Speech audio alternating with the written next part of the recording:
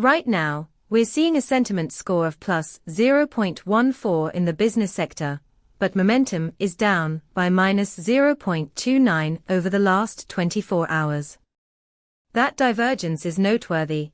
It suggests that while sentiment is relatively positive, the underlying momentum is weakening. This is a critical insight that could signal potential volatility ahead, and you can use our API to track these trends in real time.